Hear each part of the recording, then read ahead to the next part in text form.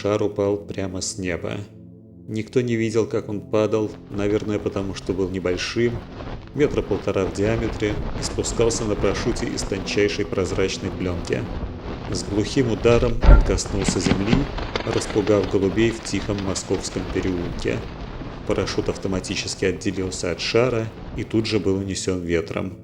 Несколько секунд шар лежал неподвижно, и самые смелые из голубей уже было вернулись на место, но тут же были вынуждены вспорхнуть снова. Шар начал раскрываться.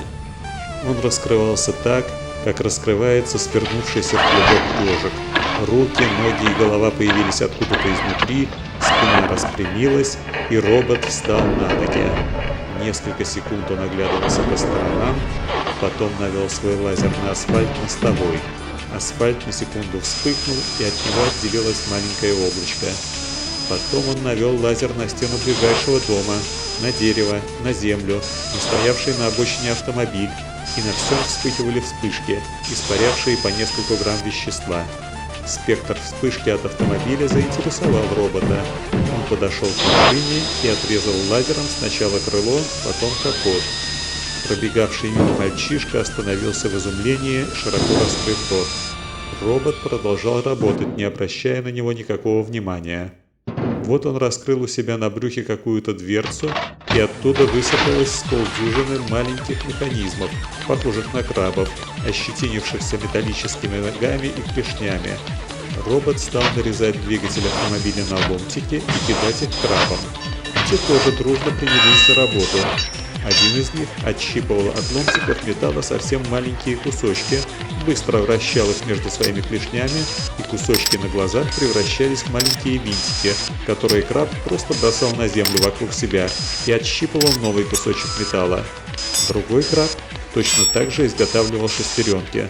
Третий, предварительно нагрев кусок металла своим маленьким лазером, растягивал его в длинный провод. Двое крабов отошли на несколько метров, туда, где кончался асфальт и начиналась голая земля. Они направили свои лазеры прямо на землю, она слегка задымилась и начала светлеть, становясь песком, который быстро плавился и превращался в стекло. Один из крабов выхватывал из земли комки полужидкого стекла, быстро вращал их между своими клешнями и одну за другой отбрасывал в стороны готовые линзы. Другой краб был занят гораздо более тонкой и кропотливой работой. Он взял совсем немного стекла, подобрал среди проволок, изготовленных другим крабом, проволочку потоньше, раскатал ее до совсем микроскопической толщины, приварил ее лазером к своему кусочку стекла, направил на этот кусочек еще какой-то свой непонятный инструмент, потом приварил рядом еще одну проволочку, и так до тех пор, пока проволочки не стали торчать из этого кусочка стекла во все стороны. После чего с полным безразличием бросил изготовленную деталь на землю и принялся за изготовление еще одной, такой же. Время от времени крабы меняли род занятий.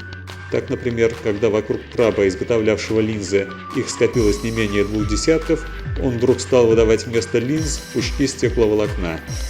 Когда робот закончил разрезать автомобиль на кусочки, вокруг него уже валялась куча самых разнообразных деталей, изготовленных крабами. Робот склонился над этой кучей и с помощью своего лазера стал быстро сваривать детали друг с другом. Через 5 минут его точная копия уже была готова, и невозможно было отличить, какой из этих двух роботов свалился с неба, а какой был собран здесь, на земле. Первый робот закапал в отверстие на втором роботе несколько капель какой-то жидкости, и второй робот ожил, поднялся на ноги, подошел к следующему стоявшему на обочине автомобилю и начал его разрезать. Первый тоже занялся разрезанием еще одного автомобиля. Используя остатки деталей, крабы тоже начали размножаться. Тем временем толпа зевак разрасталась. Роботы никак не реагировали на присутствие людей, и те потихоньку смелели. Откуда-то прибежал владелец разрезаемого автомобиля и с размаху ударил робота куском тяжелой водопроводной трубы. Робот даже не обернулся в его сторону, продолжая разрезать автомобиль. Владелец автомобиля сел на землю и разревелся. Автомобиль было жалко, несмотря на то, что он, как и большинство других автомобилей в Москве, последние несколько лет стоял на приколе. Сначала из-за непомерно возросших цен на топливо, а потом и из-за указа правительства «Зеленых», разрешавших использование автомобиля, этого экологического чудовища, только в служебных целях. Несмотря ни на что, большинство автолюбителей в глубине души еще надеялись, что когда-нибудь они все же смогут сесть за руль. Наконец владелец автомобиля поднялся и побежал звонить в полицию. Когда полиция приехала, роботов было уже не меньше 10. Трое роботов подошли к полицейской машине и начали быстро нарезать ее на ломтики. Полицейские едва успели выскочить из автомобиля, исчезавшего на глазах под мощными лучами лазеров. Один из полицейских выхватил пистолет и выпустил в спину робота полную обойму.